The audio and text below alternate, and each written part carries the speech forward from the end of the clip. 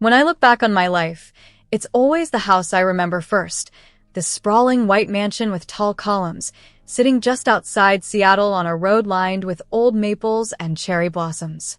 I grew up there, watched the seasons change through those wide bay windows, and learned early on how much my parents loved the good things in life.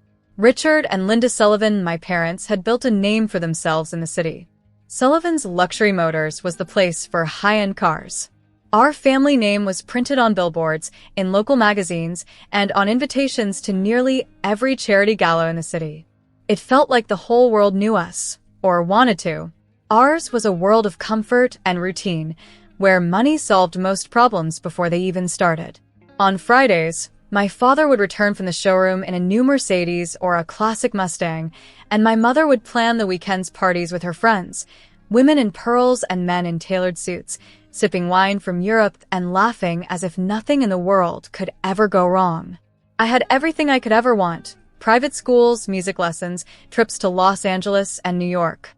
But for all its beauty, the house was always a little too quiet, a little too cold, as if all that money couldn't quite fill the empty spaces. I think my parents expected me to marry someone just like them, a man with a perfect smile, an Ivy League degree, and a family business to inherit. But then, everything changed the day I brought Ethan home.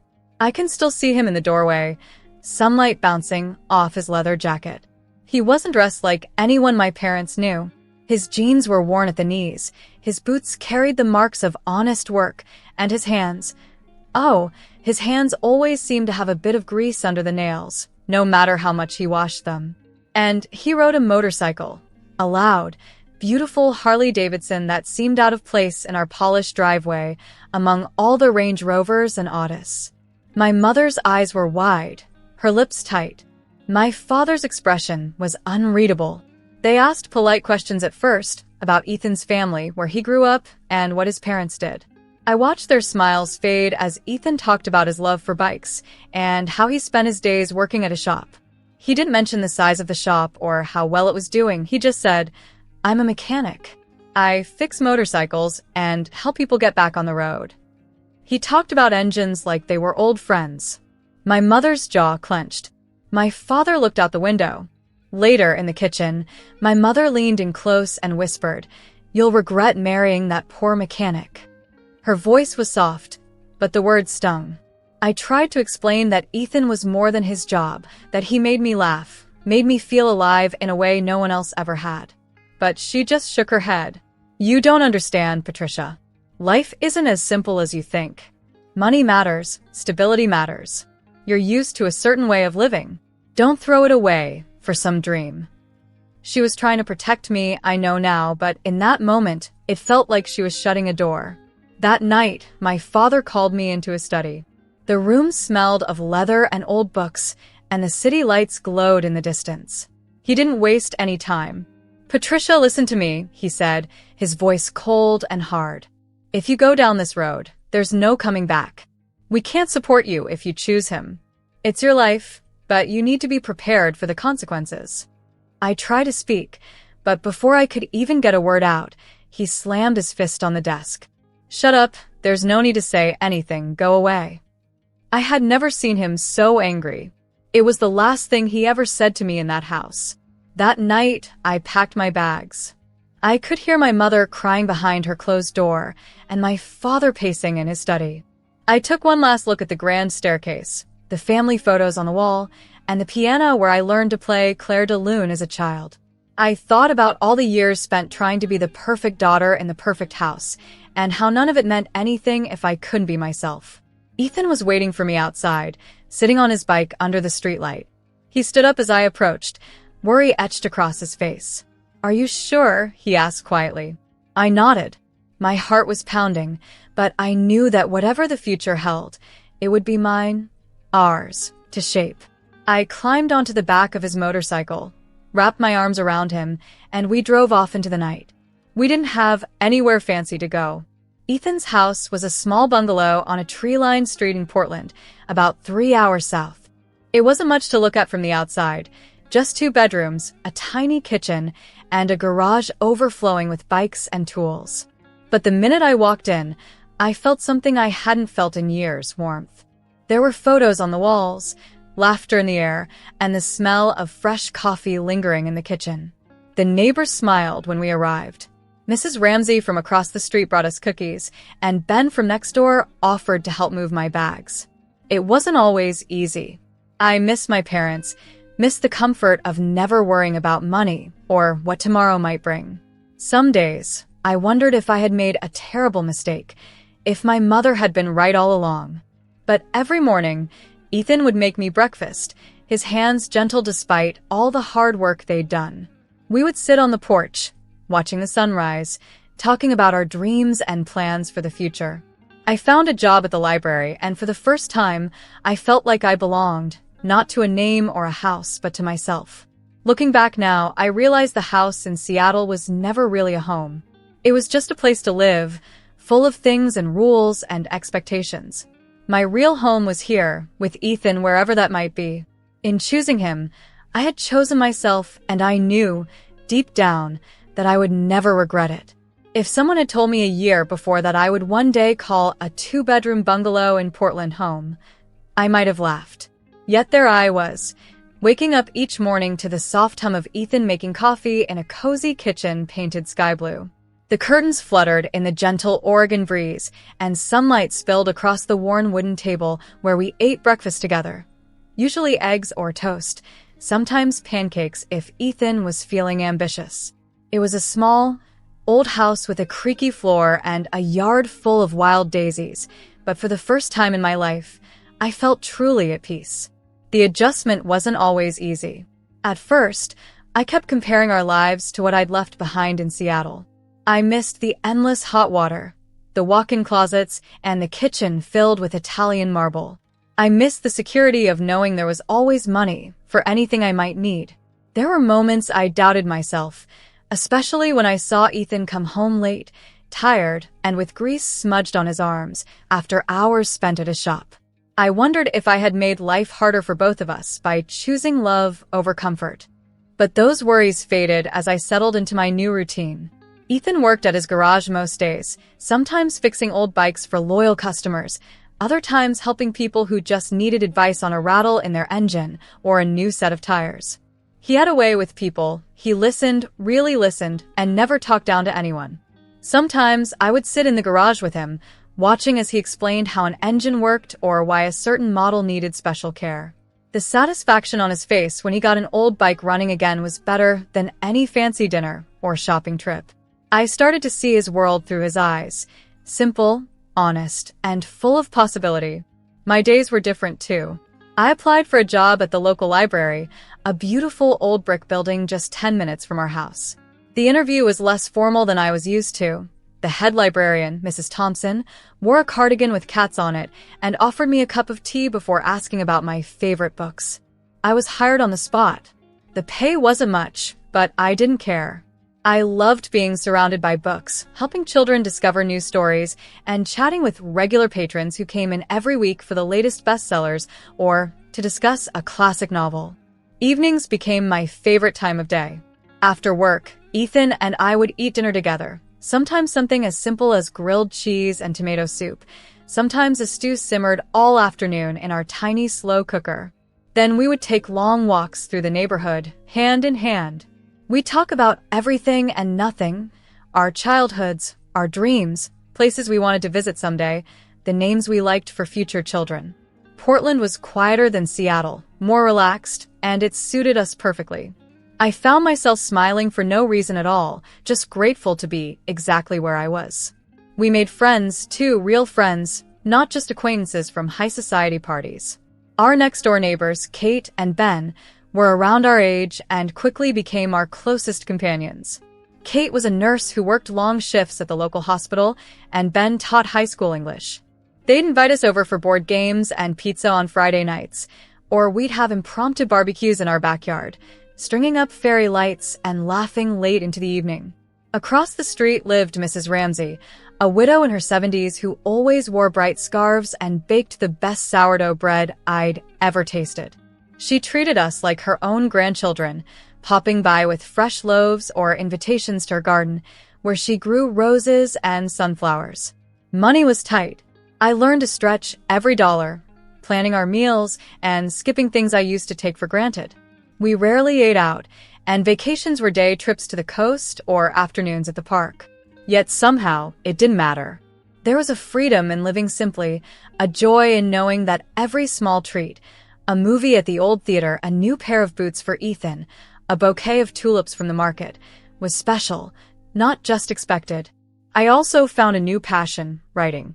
With Ethan's encouragement, I started to write short stories in the quiet hours before dawn, my laptop balanced on the kitchen table.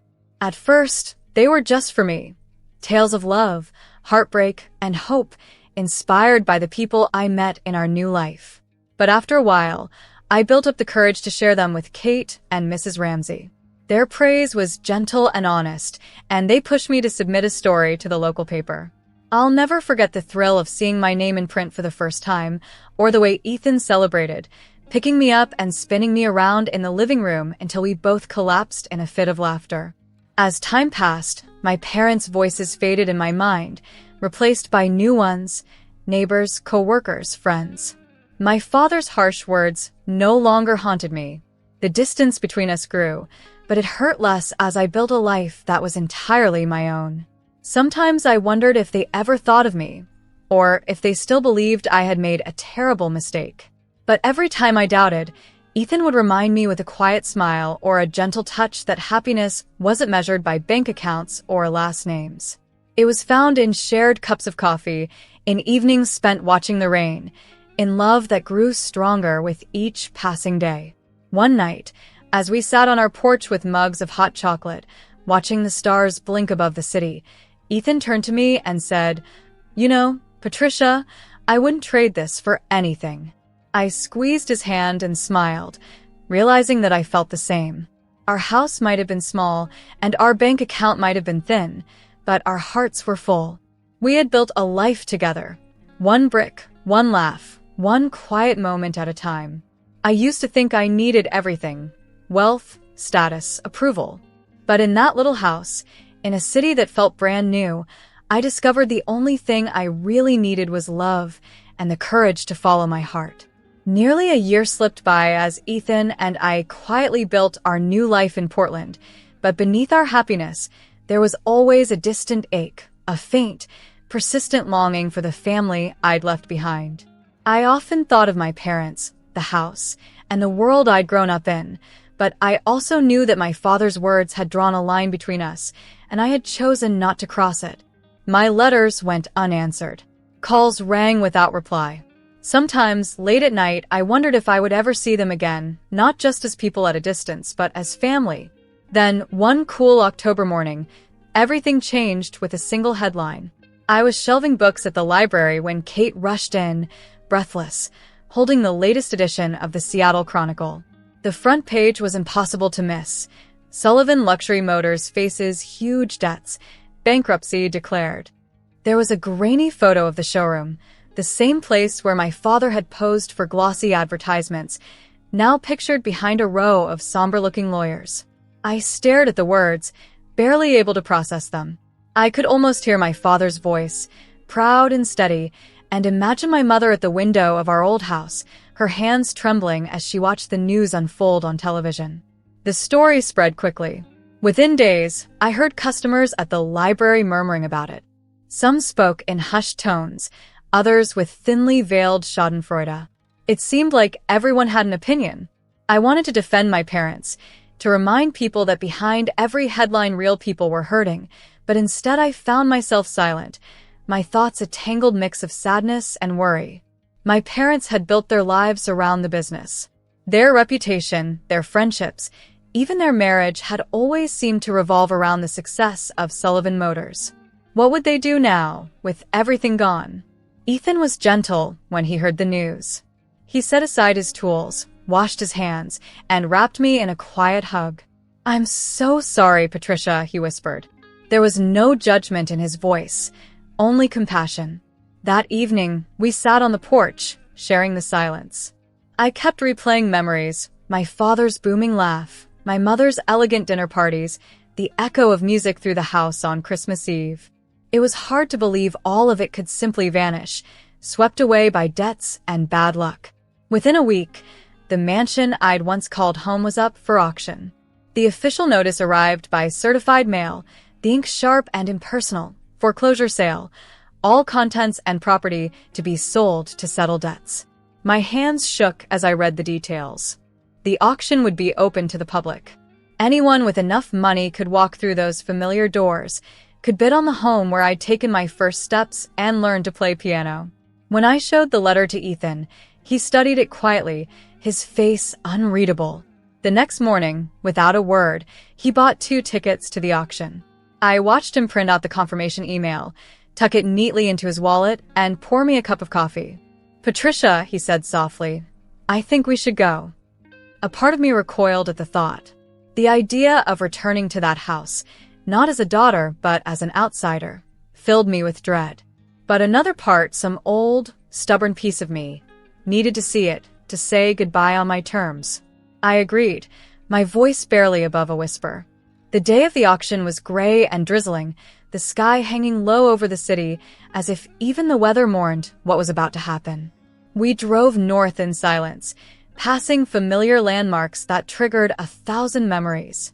My childhood school, the old park where I'd ridden my first bike, the ice cream shop where my father had always bought me a cone after a good report card. It felt like traveling back through time, only everything was a little faded, a little sadder than I remembered. When we arrived, the mansion looked almost the same, but now it seemed smaller, lonelier. The rose bushes were overgrown, the shutters needed paint, and the driveway was crowded with cars, strangers, coming to buy a piece of my family's life. We joined the crowd filing into the main hall, where a man in a dark suit welcomed everyone and explained the rules. I spotted my parents standing at the edge of the room, looking lost and tired. My father's suit was rumpled, my mother's hair hastily pinned back. They both looked older, the weight of the past year etched deeply into their faces. They saw us almost immediately. My mother's eyes widened in shock. My father's jaw clenched, and for a moment, I wondered if he would tell us to leave. But he didn't. He just stared, pale and silent, as if he couldn't find the words. The room was full of whispers, strangers sizing us up, but all I saw was my family and everything we had lost. The auction began. The auctioneer's voice echoed through the house, and bidders raised their paddles for everything from the Persian rugs to the silverware. My heart twisted as I watched strangers claim pieces of my childhood, my mother's favorite chandelier, the grand piano in the parlor, even the framed photograph of my parents on their wedding day. Ethan sat beside me, calm and steady. He didn't bid, not at first, simply watched the proceedings with quiet focus. Then, when it came time for the house itself, the house that had sheltered generations of my family, Ethan lifted his paddle. The bidding started low and quickly climbed, but Ethan never wavered. He matched every offer without hesitation, his eyes steady, his jaw set with determination I had never seen before. The crowd began to murmur. "Who is that man?" someone whispered. "He owns the biggest motorcycle showroom in town," another replied. The realization rippled through the room, and I caught a flicker of surprise on my father's face. As the numbers grew higher, other bidders dropped out. Finally, the auctioneer's gavel came down with a sharp crack. "Sold," he announced. Ethan had won. We had bought back my family's home. For a long moment, no one moved. My mother's hand trembled as she reached for my father.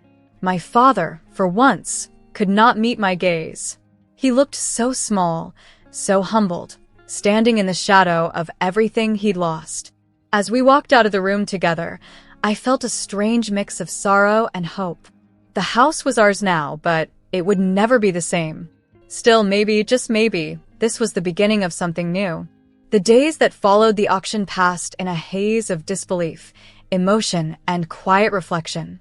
After we signed the final papers and the house officially became ours, I stood in the echoing front hall, feeling the weight of memory in every creak of the floorboards and every shaft of light through the stained glass windows.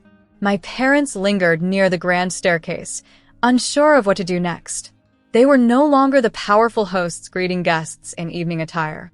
They looked vulnerable, two people stripped of all the armor that money and reputation had given them. For a moment, None of us spoke. We were four people, connected and divided by years of love, pride, and misunderstanding. Finally, my mother broke the silence. Her voice was unsteady, barely above a whisper. "Patricia, why? Why would you come here? After everything we said, after everything we did?" I looked at her, really looked at her, and saw a mother who had lost her place in the world, who was scared and ashamed but still, somehow, my mother. I took a deep breath, steadying myself against the tide of memories. "Because this is still my home," I said quietly. "Because you're still my family, even if you forgot for a while. I wanted to help. I wanted you to know I never stopped loving you, even when you pushed me away." My father, who had always been the picture of control, suddenly looked so old. He rubbed his forehead, as if trying to make sense of everything that had happened. "We thought we were protecting you," he said at last. "We thought you needed a certain kind of life, and we didn't want you to struggle. I'm sorry for the way we handled things. I'm sorry for what I said." It was the first time in my life I had heard my father apologize. His voice cracked, and I felt tears prick my eyes. For a moment, the walls between us began to crumble. My mother put her hand on his arm, and I saw her start to cry, softly, helplessly, like she had been carrying a secret weight for far too long. I wanted to ease their pain, but I also needed them to understand the truth about Ethan, about me, about the life we had built. I turned to Ethan, who had been quietly watching, giving me space to find my own words. For so long, my parents had seen Ethan as nothing more than a poor mechanic, a man who, in their minds, could never offer me the security and comfort I had known growing up. They had never bothered to ask about his life, his dreams, or the business he had built with his own two hands. Now, here was the moment to tell them everything. "Mom, Dad," I said, keeping my voice calm, "there's something you need to know about Ethan.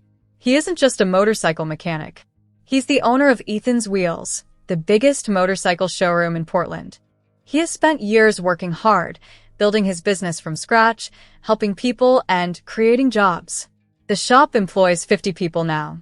He's helped sponsor charity rides and local events. He's a millionaire, but you'd never know it by looking at him. He never cared about the fancy things. He never tried to impress anyone. He just wanted to do what he loved and live with kindness and honesty." My mother's eyes widened in disbelief. My father stared at Ethan, trying to reconcile the humble man before him with the image he'd carried for so long. The silence between us was filled with all the words never said, all the assumptions never questioned. Ethan stepped forward, his voice steady. "I didn't want to marry your daughter for her family's money. I loved her for who she is, her heart, her courage, her spirit. I wanted her to have a real home, not just a house filled with expensive things. I didn't care what anyone thought of me. I just wanted us to be happy." A wave of emotion crashed over my parents. My mother wept openly now, her tears falling for all the years lost, all the pride that had kept us apart. My father's shoulders sagged with the weight of his mistakes. At last, he looked me in the eyes, truly looked at me, not as a daughter to be controlled or a disappointment to be judged, but as a woman with her own life, her own choices. "I'm sorry," he said again, this time with all the sorrow and sincerity of a man who had finally understood what mattered most. "I was wrong. I judged you both unfairly. Can you ever forgive us?" I crossed the room and hugged him tightly. My mother joined us, and for the first time in years, we stood together, a family reunited by truth and humility instead of divided by wealth and pride. Ethan wrapped his arms around all of us, and we stood in the sunlight streaming through the windows, letting it wash away the bitterness of the past. We spent the rest of the day in that empty house, talking, not about money or lost fortunes, but about memories, regrets, and hopes for the future. We ate sandwiches at the kitchen table where I'd once done my homework. We laughed about old stories, cried over new wounds, and slowly, carefully, began to heal. After that day, everything changed. My parents moved into a modest apartment in the city and began to rebuild their lives, this time without the crutch of status or luxury.